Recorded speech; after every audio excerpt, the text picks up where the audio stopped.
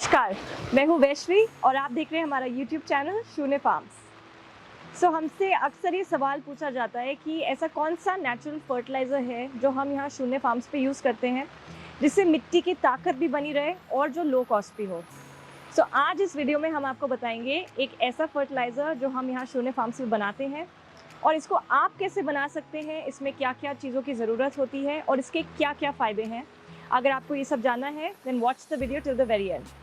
आज हम आपको बताएंगे एक ऐसी प्रैक्टिस के बारे में जो हम यहाँ शून्य फार्म्स पे यूज़ करते हैं टू प्रमोट नेचुरल फार्मिंग। शून्य फार्म्स एक देसी और नेचुरल फार्म है जहाँ पे हम फल, सब्जियाँ, पेड़ और पौधे उगाते हैं बिना किसी केमिकल या सिंथेटिक फर्टिलाइज़र, पेस्टिसाइड या किसी भी तरह का ग्रोथ हार्मोन यूज़ किए।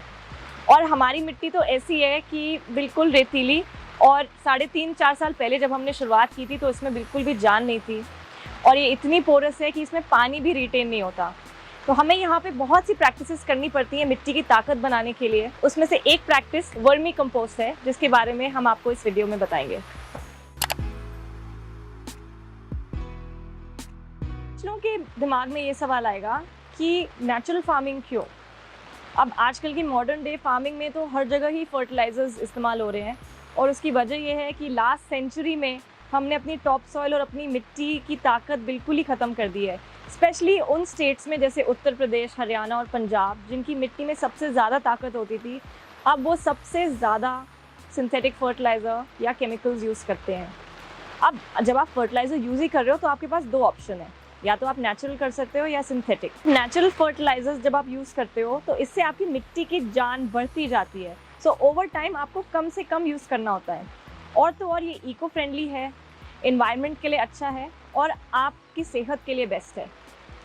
जो केमिकल फर्टिलाइज़र यूज़ करते हैं वो ओवर टाइम देखेंगे कि सालों साल उनकी मात्रा बढ़ती जाती है, डबल होती जाती है। अगर आप आज 2 कट्टे DAP के यूज़ कर रहे हो तो नेक्स्ट डे हो सकता है 4 हो। इससे मिट्टी की ताकत बिल्कुल ख़त्म हो जाती है और जो आप मिट्टी में उगा रहे हो उसमें बिल्कुल भी पौष्टिकता नहीं होती है। प्लस जो आपका ग्राउंड वाटर है वो कंटेमिनेट होता है। एनवायरनमेंट के लिए बहुत ही डैमेजिंग है एंड इवन एयर पोल्यूशन के लिए। वर्मी कंपोस्ट क्या है? वर्मी कंपोस्ट, जिसको हिंदी में केचुआ खाद भी बोलते हैं, उसमें जो केचुआ होता है उसको किसान और मिट्टी का बेस्ट फ्रेंड कहा जाता है। क्यों? क्योंकि केचुआ जो है वो मिट्टी को रिसाइकल करता रहता है, उसकी फर्टिलिटी बढ़ाता है, उसमें एयर पॉकेट्स क्रिएट करता है ताकि वो वाटर रिटेन कर सके। बेसिकली जो आजकल के ट्रैक्टर कर रहे हैं वो एक छोटे लेवल पे केचुआ हमेशा से करते आ रहे हैं। और आजकल केचुए इसलिए ख़त्म हो गए क्योंकि हम ट्रैक्टर्स यूज़ करते हैं, क्योंकि हम सिंथेटिक और केमिकल फर्टिलाइजर्स का इस्तेमाल करते हैं। आप सबको याद होगा जब पहले, आई थिंक मे बी 15-20 साल पहले, जब हम चलते थे और बारिश होती थी तो रास्ते में केचुए दिखते थे और उनका वेस्ट दिखता था, और अब वो बिल्कुल ही गायब हो गया है। तो ये सब रिक्लेम करने के लिए हम अपना वर्मी कंपोस्ट यहाँ पे तैयार करते हैं ताकि हमारी सॉइल में वो जान वापस आ जाए। How it works. Vermicompost basically केचुए का वेस्ट है और इसको कास्टिंग्स के नाम से भी जाना जाता है, इसलिए वर्मी कंपोस्ट या वर्मी कास्ट एक ही चीज़ है।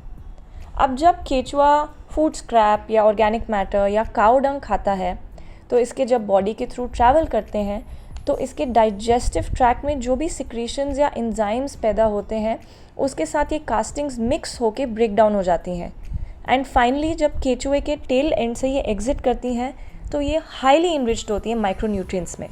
Benefits of vermicompost. Vermicompost में humus, nitrogen, phosphorus, potassium, micronutrients, vitamins, enzymes और हार्मोन्स बहुत अच्छी मात्रा में पाए जाते हैं। ये मिट्टी का pH भी न्यूट्रलाइज करने में मदद करता है और इसकी वजह से आपके मिट्टी की फर्टिलिटी और प्रोडक्टिविटी इंक्रीज़ होती है, जिसकी वजह से आपकी प्लांट ग्रोथ बहुत बूस्ट होती है। वर्मी कंपोस्ट आपकी मिट्टी का structure, water holding capacity, drainage और एरेशन भी काफ़ी इम्प्रूव करता है और सॉइल इरोजन से रोकता है। जैसे हमारी जैविक खाद होती है वैसे ही वर्मी कंपोस्ट भी हमारे इन्वायरमेंट को बहुत बेनिफिट करता है, क्योंकि इससे हमारी केमिकल फर्टिलाइज़र पे डिपेंडेंसी कम होती है एंड सेकेंडली जो ऑर्गेनिक वेस्ट हमारा डंप यार्ड में जाता उसका अब हम डिकम्पोज करके वैल्यू ऐड कर रहे हैं एंड जो मीथेन एमिशंस होते उसको भी रिड्यूस कर रहे हैं। लास्टली वर्मी कंपोस्ट को हैंडल करना, उसको मिट्टी में अप्लाई करना बहुत ही आसान है।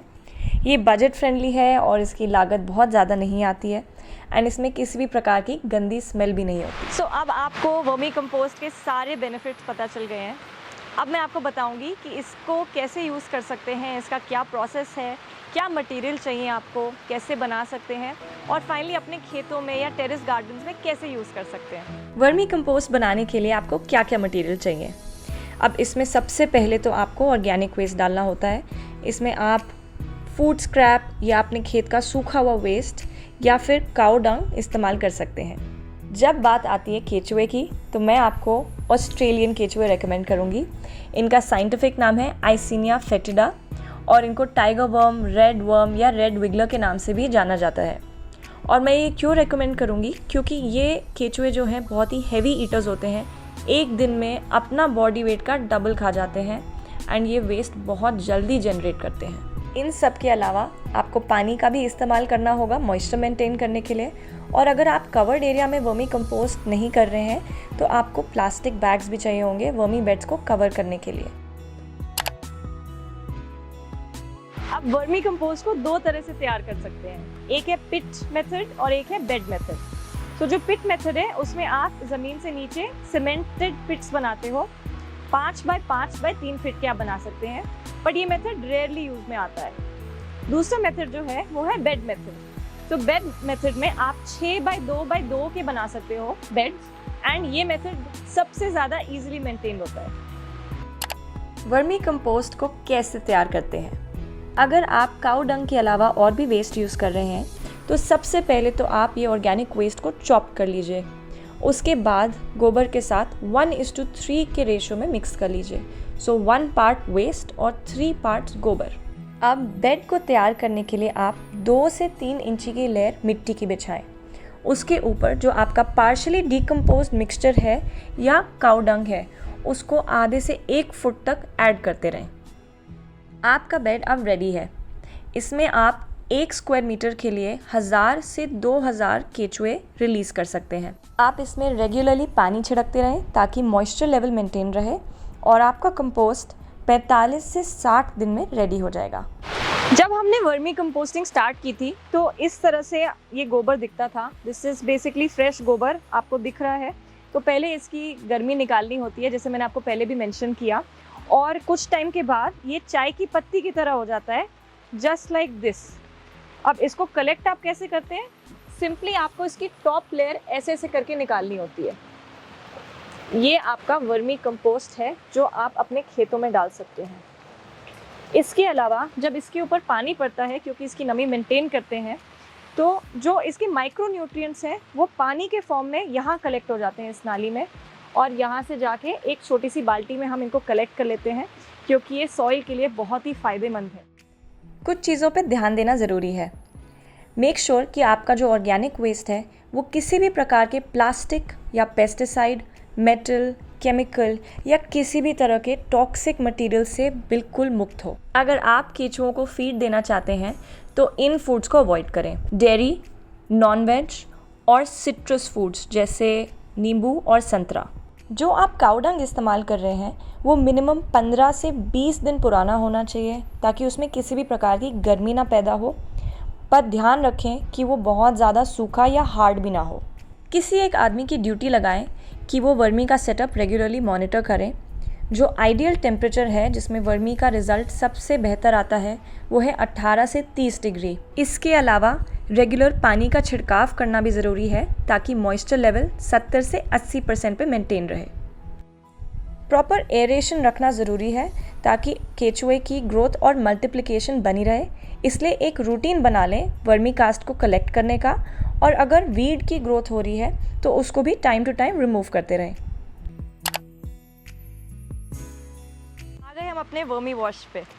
तो यहाँ पे हमारा वर्मी वॉश कलेक्ट होता है जिसमें केचुए के सारे एंजाइम, सिक्रीशन और म्यूकस कलेक्ट हो जाते हैं, और इतने सारे माइक्रो न्यूट्रिएंट और ऑर्गेनिक मैटर होता है जो कि प्लांट की ग्रोथ को बहुत बूस्ट करता है।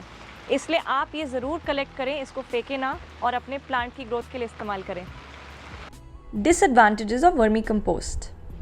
सबसे बड़ा ड्रॉबैक तो ये है कि वर्मी कंपोस्ट एक टाइम टेकिंग प्रोसेस है और पहली साइकिल कंप्लीट होने में इसको 2 से 3 महीने लग जाते हैं। दूसरा, इसमें केयर और मेंटेनेंस की ज़रूरत है, क्योंकि अगर आपने सही टेम्परेचर या मॉइस्चर लेवल नहीं मेंटेन किया तो केचुए अपना काम नहीं कर पाएंगे और आपको सही रिजल्ट नहीं मिलेगा। पर आप ये भी देख सकते हैं कि वर्मी कंपोस्ट के फ़ायदे उसके डिसएडवांटेजेस से कहीं ज़्यादा हैं। आज हमने आपको बताया वर्मी कंपोस्ट और उसके कई सारे फ़ायदों के बारे में। अगर आप किसान भाई हैं तो आप वर्मी का ज़रूर उपयोग करें अपने खेतों में, क्योंकि इससे आपकी जो बाकी केमिकल फर्टिलाइज़र की लागत है वो बहुत कम हो जाएगी। और तो और अगर आप केचुओं का अच्छे से ख्याल रखें तो ये सालों साल अपने आप ही मल्टीप्लाई होते रहते हैं। इसको आप कमर्शियल तरीके से भी कर सकते हैं। जैसे हमारे पास काफ़ी लोग आते हैं जो टेरेस गार्डनिंग करते हैं या अपनी सब्जियां उगाते हैं, उनको हम 1-1, 2-2 केजी के बैग्स में भी देते हैं। तो अगर आपको आज का वीडियो पसंद आया तो प्लीज़ वीडियो को लाइक करें, शेयर करें, कमेंट करें और हमारे चैनल को सब्सक्राइब करें। Until next time.